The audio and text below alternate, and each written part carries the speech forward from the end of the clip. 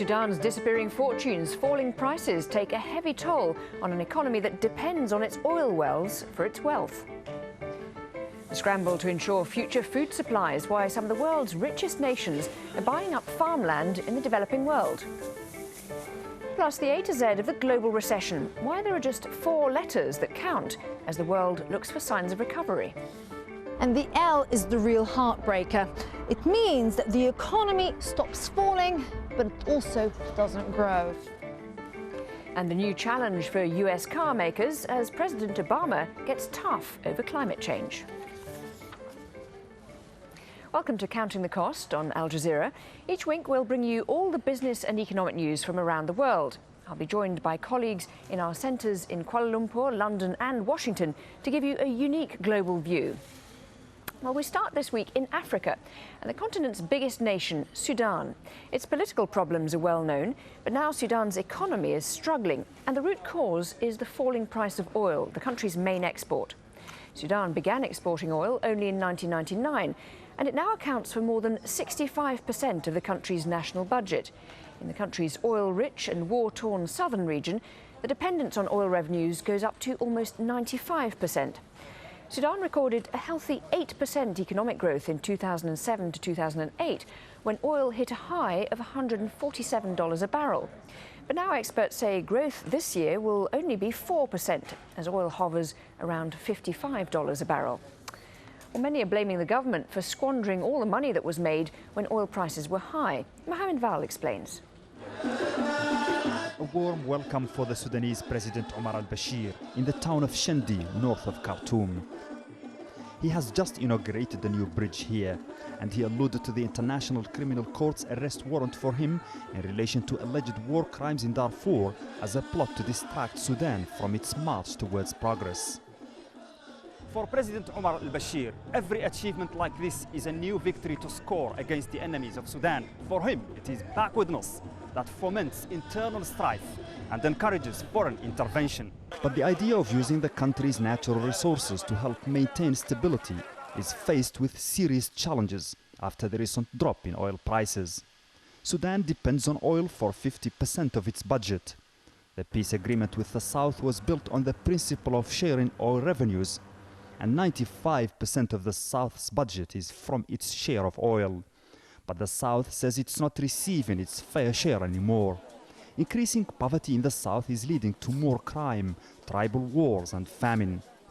There are also delays in arrears, and there are arrears the payment from the government of national unity is a problem. And there is also a serious problem of failure to remit the share of the government of Southern Sudan in hard currency as it has been agreed. So all these are complicating the situation in the South. This is going to cause additional difficulties to the process of implementation of the peace agreement, which include reconstruction and development. Even in Khartoum, people are feeling the crisis. Commodity prices are going up while the value of the local currency goes down. Those trying to leave the country have to queue for long hours to buy foreign currency. Foreign currency now is only sold to travellers, patients or students going abroad. No more than €3,000 per individual can be sold. It's a central bank measure to protect our economy. The state's financial situation is difficult according to observers who blame the government for having squandered the revenues from the previous oil boom. When the prices of oil were high, when the revenues of the government were abundant, we did not use the money prudently. The oil stabilization account was created in order for us not to fall into the trap we are falling into now. But where are all these oil resources gone? Where have they all gone? The agriculture is now at its worst. Industry is in trouble.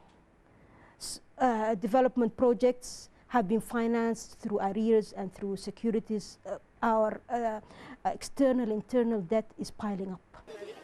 Every internal conflict in Sudan has essentially been about resources. In better times, the government used Sudan's abundant natural wealth to reconcile political parties or facilitate peace accords, paying off rebel movements. But with the present economic difficulties, it's very unlikely the Sudanese government will continue to have this leverage. So, if oil has made peace in Sudan in a way, it's now feared to break it. Mohammed Val, Al Jazeera, Khartoum. Well, Sudan is just one of the many countries affected by the global recession, but some analysts have detected signs of a mild recovery in some of the world's developed economies. But is it for real? Sam Al-Shahat is in London with more on that story. Well, as spring comes to Europe and America, optimists are seeing so-called green shoots of recovery from the recession. But can this be backed up by fact? Well, the OECD, the Organization for Economic Development, has released some data. They say China will be the first country to lead the world out of recession. You can see the steep decline in the OECD's economic indicator before the small but significant climb. And it's a similar story for the United Kingdom. But the US, the long-time economic powerhouse, is still showing signs of the downturn. But before we all breathe a sigh of relief and think the worst is truly behind us, I should tell you that not all economists are seeing green shoots. In fact, some are seeing green weeds instead and warn a dark winter lies ahead. So who's right? In my next report, I take us through the alphabet of recovery. When it comes to the economics of recovery, there are only 4 letters of the alphabet you need to know. V, U, W, and L. And here they all are. And they're about where the economy goes once it hits rock bottom. A V recovery means the economy will bounce back really quickly and really strongly. A U means yes, we'll get a recovery, but it'll take a little bit longer and we'll be in the doldrums for a while. But the W is a real roller coaster ride. It means that once we start growing again, we fall into recession and then we recover. And the L is the real heartbreaker. It means that the economy stops falling, but it also doesn't grow. It just flatlines. And this means a really deep and prolonged recession. So what we have here really is the best case scenario is a V recovery and the worst case scenario is an L. So this is really about V versus L. With all the talk of green shoots, a V recovery is what optimists think will happen. But are these green shoots blurring their vision? Look, it's true. Historically, whenever there's been a really deep recession, it's been followed by a very strong recovery, V style, and countries relied on their exports to pull them out of the downturn. It happened in America in the 1980s and in Japan in the 1990s. But this present recession is like no other. It's global, it's affecting us all, which means we can't really afford to buy each other's goods. There is one country, though, that might see a V recovery, and that's China. But even there, things aren't so cut and dry. A V can still become a W. Because despite China's economy growing well again, thanks to a lot of government money, the economy might still slide into recession because the Chinese don't have a wide-ranging social welfare system. So its people tend to save most of their money in case of a rainy day. And if the Chinese are not buying their own goods, and if the world doesn't recover quickly and start buying Chinese goods, then China's economy might drop again before it recovers. So with a V recovery on shaky ground, what about an L one? How possible is that? Well, it might happen. That's because the banks are not yet sorted. And more crucially, the Americans have learned a tough lesson out of the crisis. They're saving their money, which means we can't really rely on them to spend all their dollars to get us out of trouble. Now, joining me in the studio is Dr. Paolo Dos Santos, an economist at the School of Oriental and African Studies. Tell me, are you a V man or an L man? Well, I think the current recession poses a number of unique challenges, and that makes it hard to pin it down that narrowly, but I have to go with the L if I'm forced to. Now, given that unemployment rates are rising everywhere, particularly in America, and house prices are falling, how come people are seeing green shoots? Are they in denial, or do you think they're smoking these green shoots themselves? I think there is considerable wishful thinking out there, not least among those who want very few things to change as we walk out of this recession. It's clear that significant state intervention into financial markets since last October have injected some stability into the financial sector. But on the real economy side, there are many reasons to be concerned that the pain that ordinary people are feeling across the world is likely to stay with us for quite some time. Now, when you say the pain is going to stay with us, do you think this pain is going to get worse? I don't know if it will get worse, but certainly I know, or it looks likely, that it will not get better anytime soon. There are no obvious sources for additional economic growth as we look across the world right now, which suggests that we are in for a protracted L-shaped type recession. Now, I'm a little confused. I mean, governments have been throwing money at their economies, left, right, and centre, in the hope that their populations, that their people would start spending money. But surely we got into this trouble because we were spending too much money. Yes. Shouldn't they be encouraging us to save instead? Right. This is one of the main reasons why I expect the crisis to be protracted, is the level of debt that is bearing on households, bearing on ordinary people in the United States, in Britain, and a number of other countries. It is true, you could say that households have been living beyond their means, but that doesn't tell us very much, because the really interesting question is, why have people increasingly been living beyond their means? And there it's very clear that that people have been pushed to increasing levels of debt in the United States and Britain and other economies. Now, when you say pushed, what do you mean by that? Right. Were they purposefully pushed by the banks? Right. Well, certainly the banks find lending to households very profitable, so they will market it very aggressively. But perhaps more structurally, what we have seen over the past 15, 20 years is a stagnation of incomes, which has made it increasingly difficult for households to meet their consumption needs on the basis of their earnings. That has meant that they have had to rely increasingly on debt. The banks on the other side are making high profits from that. And governments have supported this indebtedness, encouraging all of us to use homes and other asset values as cash machines to make up for the income that we don't have. And when do you think we will get out of this recession? Well, I think a number of things are necessary to get out of recession, but mainly this trend of rising inequality and stagnant wages that we have seen that have helped drive people into debt needs to be reversed. So we need to see increases in wages. We need to see people having to spend less money in order to educate themselves, in order to access health, in order to access housing, so that their financial situation becomes more tenable. The reason to be pessimistic about this is that right now we don't see any political forces out there articulating that as a way forward for the world to get out of the current crisis. Dr. Paolo Dos Santos, thank you so much for joining me. Thank you very much. Now, the current recession follows almost a decade of economic expansion. Rising fortunes and a rising population sent demand for food soaring. Now, many countries are scrambling to secure their future food supplies by buying up land abroad. Taimur Nabili has that story from Kuala Lumpur.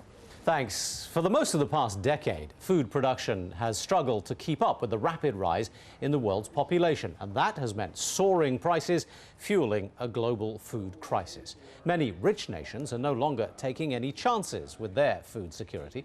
Countries like Japan, China, India, and the Gulf states are all buying up land in faraway, poorer but fertile nations in order to feed the people back home. Let's take a closer look at the practice. Vast areas of land have been snapped up across several countries in Asia, Central Asia, Africa and South America in the past few years. China is by far the biggest buyer. It has spent billions of dollars obtaining huge tracts of land in the Philippines and countries as far away as Mozambique and Tanzania in Africa. Saudi Arabia, another large country with few food resources of its own, has deals with Sudan, Tanzania, Ethiopia and Indonesia. And the United Arab Emirates has brought tens of thousands of square kilometers of land in Sudan and Pakistan to cultivate food for its people. But as Margaret Ortigas now explains, some of the farmers in the Philippines are concerned by this particular kind of investment. The Philippine Agriculture Secretary puts his best foot forward as he works to win over Saudi investors. The Philippine government hopes foreign funds will help kickstart the nation's underdeveloped agricultural sector. There's a triangle in Southeast Asia. Concerned about their own food security, nations like Saudi Arabia are more than happy to oblige. Consolidating our two countries' comparative advantages can and should, with God's blessing, make many success stories for both of our two countries and internationally. There are some 12 million hectares of farming land in the Philippines. Yet in recent years, the country has been more a net importing nation than an exporting or self-sufficient one. Farmers have long felt ignored by the national government and are angry at what they see as the lack of policies to protect them. They've often taken to the streets in protest as attempts at land reform failed. A lack of infrastructure has held back development, and now unpredictable weather because of climate change has started to eat away at crop yields. Officials now see foreign investment as the only solution. We believe that investments such as this can only add to increased supply and stability in the market, so we're not worried about it. Already amongst the top exporters of tropical fruit, the Philippine government now wants to develop a further 1.9 million hectares. Now, foreigners aren't legally allowed to own land here, but they can lease it. Now, this will mean they will be able to decide what to do with the produce, an unwelcome development for many. I don't think this is responding to the food security and agricultural sovereignty requirements of the Philippines. It is responding to the food security and agricultural sovereignty requirements of other countries. That is the danger there. Just recently, Filipinos had to queue for rice rations, a national staple.